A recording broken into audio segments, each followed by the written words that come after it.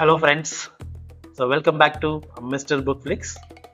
நம்ம ஒரு புக்கு வாங்கணும் அப்படின்னா கடைக்கு போகலாம். பட் அந்த கடையே இன்னைக்கு நமக்காக நம்ம ஸ்டுடியோக்கு வந்திருக்காங்க. So pick and pack book ஸ்டாலுடைய ப்ரொப்ரைட்டர் தான் நமக்கு இங்கே வந்திருக்காரு.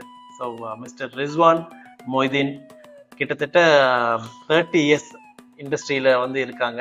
எக்ஸ்பீரியன்ஸும் இல்லை அவர் சொல்ல போகிற புக்ஸும் நமக்கு வந்து உண்மையாலுமே வந்து வேற லெவலில் நம்மளை எடுத்து போகணும்னு நினைக்கிறேன். So I am very excited. வேற என்னெல்லாம் வந்து நம்ம புக்கை பற்றி புதுசாக தெரிஞ்சுக்க போகிறோம் அப்படின்றத. ஸோ அவரை வெல்கம் பண்ணிடலாமா?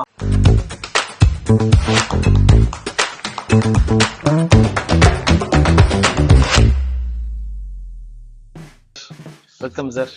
ஸோ இன்னைக்கு தான் சார் மிஸ்டர் புக் ஃப்ளிக்ஸ். நாங்கள் ஒரு புக்கு கடையில் போய் வாங்குறதுக்கே வந்து போகிறோம், வாங்குறோம், அதை படிக்கிறோம் அப்படின்ற மாதிரி இருக்கு. வந்து நீங்க ஒரு புக் கடல் அப்படின்னு நம்ம சொல்லலாம். அவ்வளோ வந்து வச்சிருக்கீங்க. நீங்க ஒரு புக்குள்ளேயே உட்காந்துட்டு இருக்கீங்க அப்படிங்கும்போது அந்த ஃபீல் எப்படி இருக்கும்?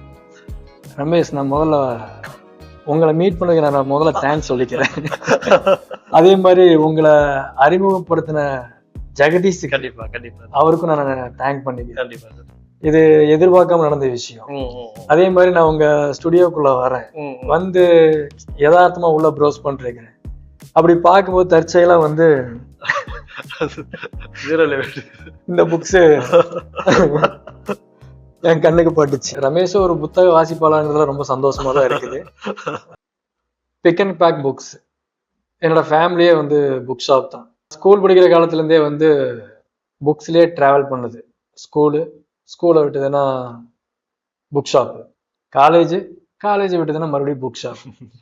அப்புறம் இடையில கொஞ்சம் மெடிக்கல் டிரான்ஸ்கிரிப்ஷன் சொல்லி மட்டும் ஃபீல்டுக்கு போனது, அதுலயும் திருப்பி புக் ஷாப். அப்புறம் கடைசியில பார்க்கும்போது அந்த புக் என்னை விடுற மாதிரி இல்லை. அனுபவிச்ச புக்ஸுக்கு வந்து செலவு பண்ணி இருந்தானா அப்ராக்சிமேட்டா எங்க அப்பா ஒரு பெரிய கோடீஸ்வரா தான் இருந்தாங்க. கடையிலேயே அவ்வளவு. ஏன்னா இன்னைக்கு வந்து டிஜிட்டலு, கெசட்டு, மொபைலு இதையெல்லாம் வச்சு இன்டர்நெட் மூலியமா எல்லாத்தையுமே நம்ம வந்து கேதர் பண்ணிட்டு இருக்கோம். அப்போ இதெல்லாம் இல்லாத ஜென்ரேஷன் பார்க்கும்போது ஜஸ்ட் 2000 to 2003 நான் காலேஜ் முடிச்சுட்டேன். அப்போ அதுக்கு முன்னாடியே வந்து புக்ஸ்ல டிராவல் பண்ணிட்டு இருக்கோம். அப்படி இருக்கும்போது பார்த்தானா அந்த டைம்ல வந்து சிஸ்டமோ மொபைலோ எதுவுமே கிடையாது. அப்போ ஒரு நாலேஜை நம்ம கேதர் பண்ணணும்னா கிடைக்கிற ஒரே ஆப்பர்ச்சுனிட்டி புக்ஸ் மட்டும்தான். அப்போ அந்த புக்ஸுங்கிறது வந்து என்ன அந்த டைம்ல இருந்து எனக்கு டிராவல் ஆயிடுச்சு. ஏன்னா ஸ்கூல் படிக்கும் போதுல இருந்து டிராவல் ஆன புக்ஸ். இன்னைக்கு என்ன புக்கை பத்தி பேசுறோம்? புக்ஸ் வந்து நான் புதுசா பேச போறது இல்ல. ஓகே, ஆக்சுவலா அது வந்து எல்லாருமே பேசியாச்சு அந்த புக்கை பத்தி. இப்ப நானும் அதே புக்கை பத்தி தான் பேச போறேன். ஆனா வேற ஆங்கிள், அந்த நரேஷன் வேற மாதிரி இருக்கான்னு நம்ம பார்ப்போம். செமி ஹாஃபுக்கு மேல நான் அதை இன்ட்ரோடியூஸ் பண்றேன். நான் பாதி சொல்லும் போதே வந்து அந்த புக்கை நான் எந்த புக்கை பத்தி சொல்ல போறேங்கிறது உங்களுக்கு ஜஸ்ட் அது கிளிக் ஆகும். புக்கை பத்தி சொல்றதுக்கு முன்னாடி மாஸ்டர் ஆஃப் ஸ்டோரி டெல்லிங் அப்படிங்கிற ஒரு விஷயத்த சொல்றேன். நிறைய நாவல்ஸ் படிக்கிறவங்களுக்கு எல்லாம் வந்து தெரியும் என்னன்னா, ஒரு புக்கு கீழே ஒரு நாவல்ஸ் படிக்கிறவங்கன்னா அந்த நாவலுக்கு கீழே வந்து the master of story teller அப்படின்னு சொல்லி போட்டிருப்போம், மென்ஷன் பண்ணுவாங்க. ஏன்னா இவர் வந்து கதை சொல்வதில் திறம் வாய்ந்தவர் அப்படிங்கிறது வந்து அந்த ஆத்தருக்கு உண்டான ஐடென்டிட்டி. ஏன்னா ஒரு சினிமா வந்து வித்தியாசமா நரேட் பண்றதுன்னு ஒரு ஸ்டைல் இருக்கு. மணிரத்னம் பார்க்கும்போது ஒரு டைமென்ஷன்ல சொல்லுவாரு, அப்ரோச் அதுதான் வந்து ஒருத்தனை உட்கார வைக்கிறது.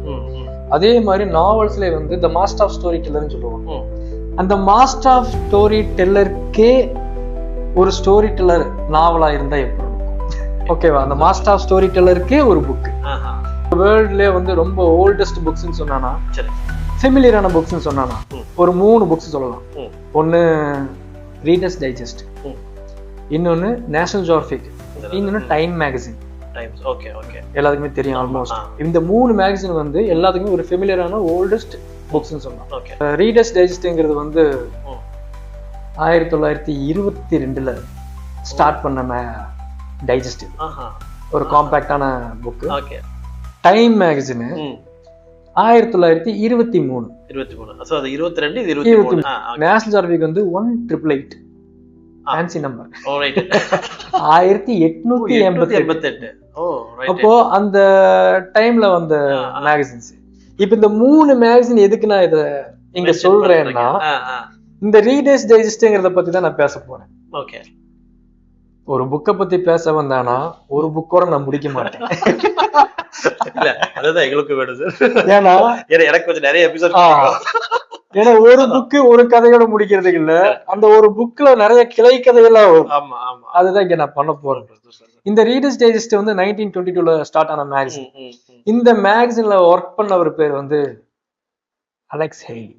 Alex Hayley. ஹெய்லி. ஓகே. இப்போ நான் பாக்குறவங்களுக்கு ஒரு க்ளூ கிடைச்சிருக்கும் நான் என்ன புக்க பத்தி பேச போறேன். ஓ ரைட் ரைட்.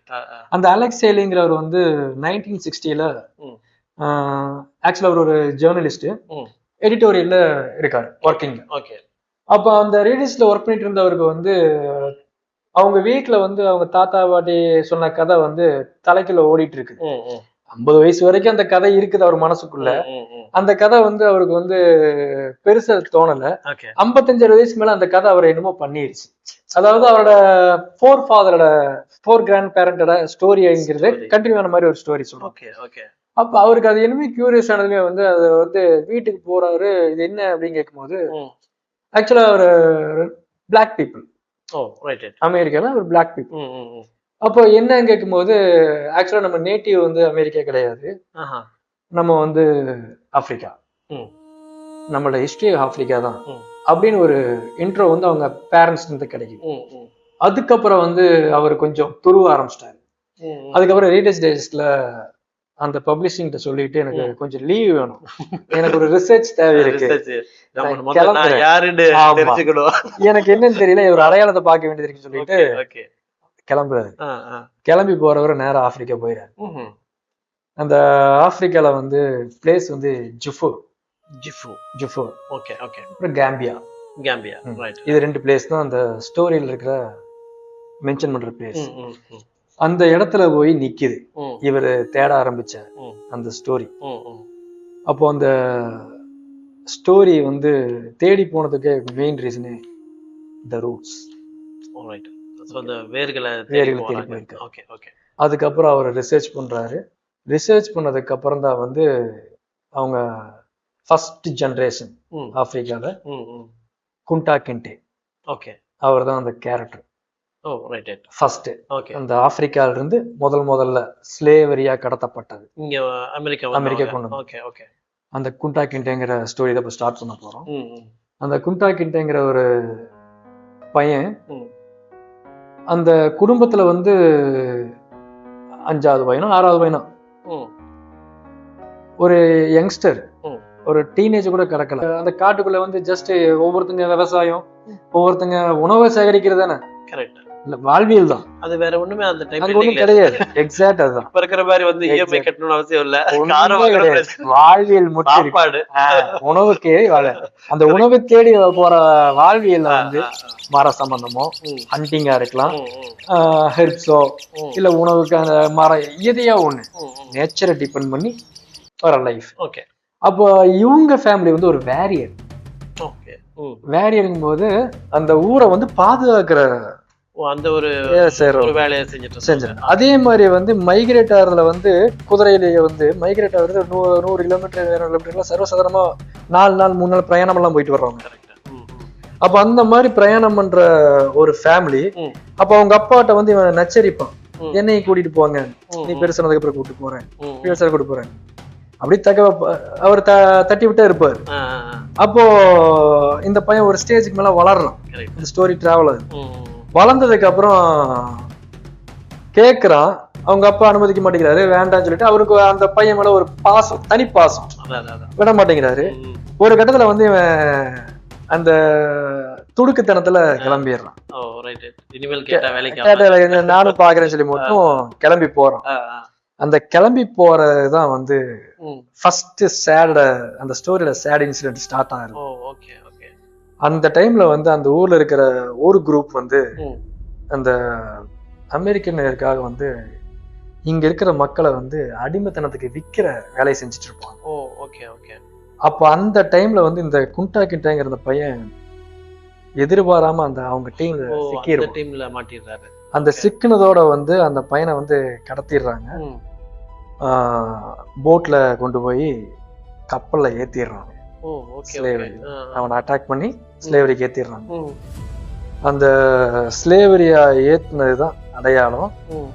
அந்த இடத்துல வந்து நம்பர் மென்ஷன், எத்தனை அடிமைகளை புடிச்சிட்டு வந்திருக்காங்க, எவ்வளவு மேலு எவ்வளவு ஃபீமேல், அப்படி எல்லாம் இழுத்துட்டு வந்து அந்த கப்பல் ஷிப்பிங் ஆகுது. அங்கிருந்து அமெரிக்காவுக்குள்ள வந்ததுக்கு அப்புறம் தான் அங்க வந்து அந்த சேல் ஸ்டார்ட் ஆகுது. அந்த விற்பனை, மனித விற்பனைங்கிறதே வந்து ஒரு அடிமைத்தனத்துல உச்சம்.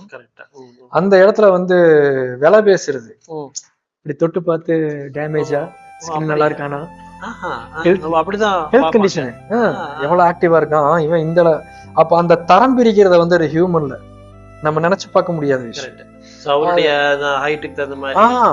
உடம்பு இவன் இந்த வேலைக்கு வந்து தகுதியான நல்ல ரேட்டு கிடப்பான்.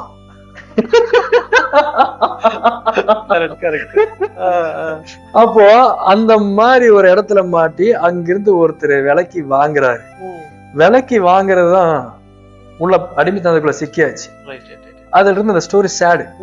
அந்த சேட் இன்சிடென்ட்ல ஸ்டார்ட் ஆகும்போதுதான் அந்த ஃபர்ஸ்ட் தலைமுறை அவன் எஸ்கேப் ஆறதுக்கு உண்டான வேலையும் செய்ய ஆரம்பிப்பான். அது எல்லாமே ஃபெயிலியர்ல தான் முடியும். ஒரு இடத்துல வந்து அவனை பனிஷ் பண்ணிடுவாங்க. பனிஷ் பண்ணதுல அவனுக்கு வந்து கால் ஃப்ராக்சர் ஆயிரும். அப்ப அந்த ஃப்ராக்சர் ஆனதோட அவன் வந்து எஸ்கேப்புங்கிற தாட்டை வந்து தூக்கி வீசிடுவான். அப்ப இனிமேல் இதுதான் அவன் ஒவ்வொரு நாளும் அந்த ஆப்பிரிக்காவும் அந்த அடையாளத்தையும் நினைச்சு அழுதாத நாள் இல்ல. அது நல்ல வேலைக்கு போயிருந்தா நம்ம ஊரை மறந்துடுவோம் இல்லைங்களா? போறது ஒரு அடிமை வேலைக்கு வந்துட்டு ஒவ்வொரு நாளும் வந்துட்டு அடடா இன்னைக்கு போயிட மாட்டோமா நாளைக்கு போயிட மாட்டோமான்னு ஒரு ஃபீல் இருக்கும். அது இன்னொன்னு வந்து அங்க அடிமை. இந்த கதையை பத்தி பேசினா ஒரு எபிசோடு பத்தாது. ஏன் கேட்டா கிளை கதை எனக்கு வந்து அது கூட நான் டைவர்ட் ஆகி இன்னொரு கதைக்குள்ள வந்துருவேன். ஏன்னா முகமது அலி கிளே மை நேம் டிராவல் ஆகிறதுதான். அப்போ இந்த குண்டா கிண்டே அப்படிங்கிற தலைமுறையில இருந்து ஒரு அடிமை பெண்ணை அவன் திருமணம் பண்ணி, அந்த திருமணம் பண்ணும் போதே வந்து இங்க இருக்கிற மாதிரி ஒரு ஃப்ரெஷ்னஸ் எல்லாம் கிடையாது. அந்த ஒயிட் யூஸ் பண்ணது போகதான் எல்லாமே அந்த மெரிட்டல். அப்படி இருக்கும் போது வந்து அவன் வந்து அந்த ஃபீல் பண்ணுவான். ஆக்சுவலா வந்து அந்த குண்டா கிட்டேங்கிற அந்த வேரியன்ங்கிற ஃபேமிலியை வந்து ஒரு இஸ்லாமிக் ஃபேமிலியை ஃபாலோ பண்ணிட்டு இருப்பான். அப்ப இங்க வந்து அவன் மேரேஜ் பண்ண போற ஒரு ஸ்லேவ் லேடி வந்து கிறிஸ்டியானிட்டி. அப்ப அந்த பொண்ணு திருமணம் பண்றான். அப்ப அந்த திருமணத்திலே வந்து ஒரு சில விஷயம் எல்லாம் நம்மள வந்து கசக்கும். அந்த திருமணம் முடிஞ்சு அவங்க கூட அந்த அஃபேர்ல இருக்க போகும்போது அந்த பொண்ணு சொல்லுவா, நான் உனக்கு ஃப்ரெஷ்ஷா கிடைக்கலங்கிற வருத்தம் இருக்கான்னு. எவ்வளவு ஒரு வலியை கொடுக்கறது. ஏன்னா அங்க அந்த ஒயிட் பீப்புள் அவங்க என்ன உபயோகப்படுத்துறாங்களோ அது போகதான் உங்களுக்கு அந்த ஒரு ராசிசமோட உச்சம். அப்ப அப்படி இருந்த ஜெனரேஷன் வந்து ஒரு இடத்துல குழந்தை பிறக்குது, குழந்தையும் அடிமை. அந்த வம்சாவளியே அந்த வெள்ளைக்கு அடிமை. அதே மாதிரி சர்நேம், அந்த பேருக்கு பின்னாடி அந்த ஒயிட் யார் அவனை பை பண்ணானோ அவன் பேர் அது கூட சர்நேமா வந்துரும். ஆமா, முகமது அலியோட சர்நேமுக்கு வேண்டிதான் சண்டே நடந்தது. இப்போ பாக்ஸோட முகமது அலி. ஏன்னா அது அதான் இது ஸ்டோரி போனோம்னா அப்படின்னு வேற டிராவல் ஆயிடும். சோ அத நம்ம நெக்ஸ்ட் எபிசோட்ல பாத்துறலாம். அப்ப அந்த சர்நேம் தான் வந்து டிராவல் ஆயிட்டே இருக்கும். ஒரு கட்டத்துக்கு மேல அவன் அடுத்த ஜெனரேஷனு அந்த ஸ்டோரியை வந்து அந்த குழந்தைக்கு அவன் சொல்ல ஆரம்பிச்சிடும். உங்க அப்பாவோட பூர்வீகம் வந்து ஆப்பிரிக்கா, நான் ஜிஃபூர் கேம்பியால பிறந்து வளர்ந்தேன், நான் ஒரு பேரியரோட வம்சாவளி, நான் ஒரு போராளி, நான் இப்படி வந்தவன் வந்து என்ன ஸ்லேவரி அங்க கூட்டிட்டு வந்து என்ன அடிமைத்தனம் பண்ணிட்டாங்க. உங்க அப்பாவோட வாழ்க்கையை வந்து நீ என்னைக்கு மறக்க கூடாது, உன்னோட எந்த கால்களையும் வரக்கூடாது, நம்ம வம்சாவளியை நீ என்னைக்குமே அதை சொல்லி கொடுக்கணும். இப்ப மாஸ்டர் ஆஃப் ஸ்டோரி டெல்லரோட மீனிங் புரிஞ்சுதான்? அந்த story telling, master of story telling meaning அவன் ஃபர்ஸ்ட் அந்த குழந்தைக்கு ஃபர்ஸ்ட் பொண்ணுக்கு கடத்துறான். அந்த பொண்ணு பெருசாகுது, அடுத்த ஜெனரேஷன். அந்த ஜெனரேஷனுக்கு உங்க அப்பா வந்து யாரும் இல்லை, உங்க தாத்தா வந்து குண்டாக்கிட்டு ஆப்பிரிக்கால இருந்து வந்தவர் அப்படிங்கிற ஸ்டோரி கடத்துறாங்க. அந்த ஸ்டோரி போய் 7 தலைமுறை வரும். அந்த 7 தலைமுறை தான் வந்து அந்த கிளைமேக்ஸோட வம்சாவளியில வந்தவர் தான் இந்த ரீடர்ஸ் டைஜஸ்ட்ல ஒர்க் பண்ண அலெக்ஸ் ஹேலி. அப்புறம் கண்டுபிடிச்சிடுறாரு. வந்ததுக்கு அப்புறம் அவர் ரிசர்ச் பண்ண புக்கு தொகுக்கிறாரு. அந்த தொகுத்து முடிச்சதுக்கு அப்புறம் தான் வந்து அது ஒரு 1000 பேஜஸ்க்கு மேல வரும். இங்கிலீஷ்ல ரூட்ஸ், தமிழ்ல வந்து வேர்கள். இது ரெண்டு அப்ரிஜ்டு பண்ணி 7 தலைமுறைங்கிறது ஒரு 350 பேஜுக்கு ஷார்ட் அவுட் பண்ணி கொடுத்துருக்காங்க. அதுவும் வருது அவைலபிள்ல. நீங்க கண்டிப்பா படிக்க வேண்டிய புக்ஸ். முடிஞ்ச அளவுக்கு நீங்க வந்து ரெகுலர் ரீடரு, எனக்கு வாசிப்பு பிடிக்குங்கிறவங்க வேர்கள் எடுத்துருங்க. ஏன்னா இன்ச் பை இன்ச்சா வந்து அவன் இந்த 7 தலைமுறையில வந்து பக்காவா டிராவல் பண்ணிருப்பாங்க. இதே வந்து நான் எனக்கு புது ரீடரு, எனக்கு ரொம்ப நேரம் படிக்க முடியாது, எனக்கு சீக்கிரமா பிடிக்கணும், பயமா இருக்கு, ஆமா வருது, ஆமா அப்படியெல்லாம் இருக்கிறவங்க 7 தலைமுறை எடுத்துக்கலாம். அதே மாதிரி இது முழுக்க முழுக்க சஃபர்னு சொல்லிட்டு நம்ம இதை ஒமிட் பண்ணவும் கூடாது. இதுலயும் கொஞ்சம் சென்ஸ் ஆஃப் ஹியூமர்ல இருக்கும். ஒரு அதுல வர ஒரு ஹியூமரையும் சொல்லிடுறேன். அந்த கேரக்டர்ல குண்டா கிண்டாட ஒய்ஃப் வந்து திருமணம் பண்ணிடுவாங்க. அப்ப அந்த அக்கம் பக்கம் எல்லாம் வந்து அந்த மேரேஜ் கிஃப்ட்னு கொடுப்பாங்க. அப்போ ஒரு ஃப்ரெண்டு மட்டும் புது சீமார் வாங்கி கொண்டு வந்து கொடுப்பாங்க, ப்ரூம் ஸ்டிக்.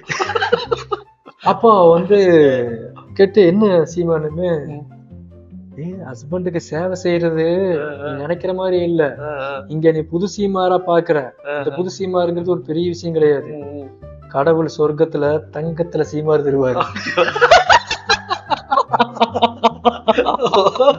கணவருக்கு சேவை செஞ்சானா அங்க சீமார் தான் கிடைக்கும், தங்கத்துல கிடைக்கும்.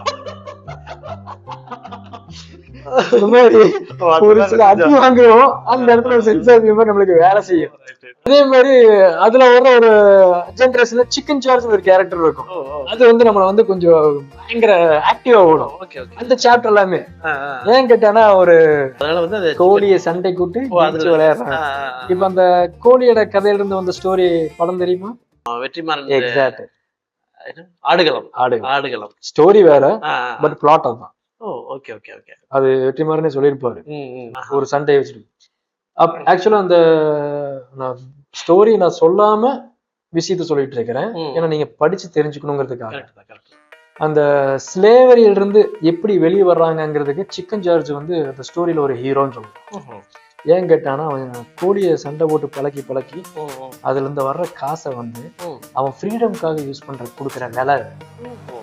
அந்த ஃப்ரீடம்க்கு நீ இவ்வளவு சொன்னானா அந்த ஓனர் வந்து அந்த சரி இனிமேல் எனக்கு இல்ல, நீ வந்து தனி வேலைக்கு போய்க்கலாம் அப்படி வந்து அதுக்காக தான் அதுல இருந்து தான் பிளாட் ஓபன் ஆகும். மாதிரி இந்த புக்ல வந்து நம்ம நிறைய கேமியோ பார்த்தோம். Abraham Lincoln, Malcolm X, Martin Luther king, இதுக்குள்ள வராங்க. இதுக்குள்ள கிளைமேக்ஸ்ல வருவாங்க. ஏன்னா பிளாக் பீப்புளோட ரிப்பப்ளிக் வரணும், அந்த சுதந்திரத்துக்காக அரசியல் வந்துரும், அரசியல் வரும், கடைசியில் அந்த புக்ல போராட்டம் வரும். அப்ப அதெல்லாம் வரும்போது இந்த கேமியோல இந்த ரோல் எல்லாமே வந்துடும். அப்ப இந்த ரோல் எல்லாம் வரும்போது நம்மளுக்கு அந்த கிளைமேக்ஸ் வரும்போது அந்த நம்மளுக்கு ஒரு பாசிட்டிவான ஃபீல் வர ஆரம்பிச்சிடும். ஒரு வழியா தப்பிச்சானுங்கடாங்கிற மாதிரி. இது நம்மளே மாட்டிட்டு. ஆமா எக்ஸாக்டா. ஒரு ஸ்டோரி இவ்வளவு சஃபர் ஆக்கி விட்டுருக்கு. அந்த சஃபர்ல இருந்து நம்மளுக்கு கிளைமேக்ஸ் வந்து நம்மளுக்கு ஒரு பூஸ்டாவே ஒரு ரொம்ப நெகிழ்வான புக். அது மிஸ் பண்ணக்கூடாத புக். அதனால எல்லாருமே படிக்கணும்னு நான் கேட்டுக்கிறேன். ஒரு புத்தகம் வாசிச்சானா அது நம்மள வந்து எந்த அளவுக்கு ஒரு தாக்கத்தை ஏற்படுத்தும், இத கொஞ்சம் படிச்சு பாரு எப்படி இருக்குன்னு. அப்ப எங்க அண்ணன் அவரு ஹிதாயத், அவர் படிச்சு முடிச்சாரு. எனக்கு தாக்கத்தை ஏற்படுத்தினாரோ இல்லையோ, என்ன வேற மாதிரி ஒரு தாக்கத்தை ஏற்படுத்திட்டாரு. அது எப்படின்னு கேட்டானா, அவர் படிச்சு முடிச்சதுக்கு அப்புறம் என்ன பண்ணிட்டாருன்னா, அவருக்கு ஒரு ஆசை வந்துருச்சு. சரி நம்ம அப்பா அம்மா எத்தனை தலைமுறைக்கு போக முடியாது, அப்படி பிளான் பண்ணாரு. கியூரியஸ்ல தேடினாரு. அதுல தேடி தேடி தேடி கடைசியில என்ன ஆச்சுன்னா எடுத்துட்டாரு பிளாட்ஃபார்ம். அப்போ பொண்ணு கொடுத்தது, பொண்ணு எடுத்தது, இவங்க குடும்பத்துல இருந்து போயிட்டே இருந்துச்சு. அப்ப அந்த போயிட்டு இருக்க போகும்போது அந்த தாக்கத்துல ஃபேமிலி ட்ரீ போட்டிருக்கீங்க. ஃபேமிலி ட்ரீ போட்டிருக்கு 1844. இது வரைக்கும் எங்க ஃபேமிலி ரூட்ஸ் பிடிக்க முடிஞ்சது. இது முழுக்க முழுக்க அவரோட கிரெடிட் தான். ஒரு சந்தோஷம், இட்ஸ் ஒரு கூஸ் பம்ப். அது கூடுதலா ஒரு தகவல் நான் சொல்றேன். குண்டா கிண்டா அப்படிங்கிற ஒரு மேல் கேரக்டர் பேஸ் பண்ணி அந்த ரூட்ஸை பத்தி படிச்சிருப்பாங்க. நான் புக் ஃபீல்ட்ல இருக்கிறதுனால வந்து எனக்கு ஒரு ஆப்பர்ச்சுனிட்டி கிடைச்சது. அதே அலெக்ஸ் ஹெய்லி த குவீன் அப்படிங்கிற ஒரு புக் எழுதியிருக்காரு. அந்த புக்கு குண்டா கிண்ட ஒய்ஃபை பேஸ் பண்ணி ஒரு வம்சாவளியை வந்தனா அது ஒரு ஹிஸ்டரி எப்படி இருக்கும். ஓஹோ. ஆக்சுவலா அந்த புக் வெளியே எங்கேயுமே அவைலபிள் இல்ல. நான் புக் ஃபீல் இருந்தனால நான் அதை புடிச்சிட்டேன். அது என்கிட்ட இருக்கு. Okay okay. சப்போஸ் யாராச்சும் தேவைப்பட்டாலும் வாங்கலாம். தரேன் நானு. நீங்க சப்போஸ் அவைலபிள் இருந்தா நீங்க வெளியே கலெக்ட் பண்ணீங்க. தி குவீன் பை அலெக்சை. ஓகே. இப்ப இருக்கிற ஒரு டாப் டைரக்டர்ஸ் எல்லாமே வந்துட்டு ஃபாலோ பண்ற ஒரு புக்காவும் இருக்குது. அது வந்து அது ஒரு பெரிய புக்கு தான். இருந்தாலும் அந்த புக்கை வந்து நம்ம ட்ரை பண்ணி பார்க்குறோம்னா, இப்போ அவங்க அண்ணா வந்து புட்டி தூக்கிட்டு கிளம்பிட்டாரு, என்னோட வம்சாவளி அந்த மாதிரி வந்துட்டு நம்ம போறதுக்கான சான்சஸும் இருக்குது நிறையாவே. ஸோ அதையும் அனுபவித்து பார்க்கலாம் இருக்கிற ஒரு வாழ்க்கையில. அட்லீஸ்ட் நம்ம ஜென்ரேஷனை பத்தி நினைச்சாலும் தெரிஞ்சுக்கலாமே இல்லைங்களா? வேற ஏதாவது தெரியும் பார்த்தீங்கன்னா, இந்த செவ்வாயில தண்ணி இருக்கா தேடிட்டு இருக்கோம். நம்ம சித்தப்பா பேர் கூட நமக்கு தெரியும், சித்தப்பாவோட அப்பா பேர் தெரிய மாட்டேங்குது. ஸோ அந்த மாதிரி சில விஷயங்கள்லாம் இருக்குது. ஸோ எஸ் வீவர்ஸ், ஸோ நம்ம எண்டிங்க்கு வந்துட்டோம்னு நினைக்கிறேன். ஸோ பர்டிகுலரா இந்த புக்கோட எண்டிங் இதோட முடியுது. ரமேஷ் ரொம்ப ரொம்ப தேங்க்யூ ஸோ மச். இதே போல வேறொரு கெஸ்டோடையும் வேறொரு கதையோடையும் நான் உங்களை சந்திக்கிற வரை உங்களிடமிருந்து விடைபெறுவது ரமேஷ் ராமசாமி. இன்னொரு முக்கியமான விஷயம், உங்களுக்கும் இதே போல ஒரு ஸ்டோரி சொல்லணும், இல்லை உங்களுக்கு பிடிச்ச புக்கை பற்றி நீங்கள் பேசணும் அப்படின்னா தி studio is open for every one. நீங்கள் படித்த புக்கை பற்றியும் நீங்கள் சொல்லலாம். So thank you viewers.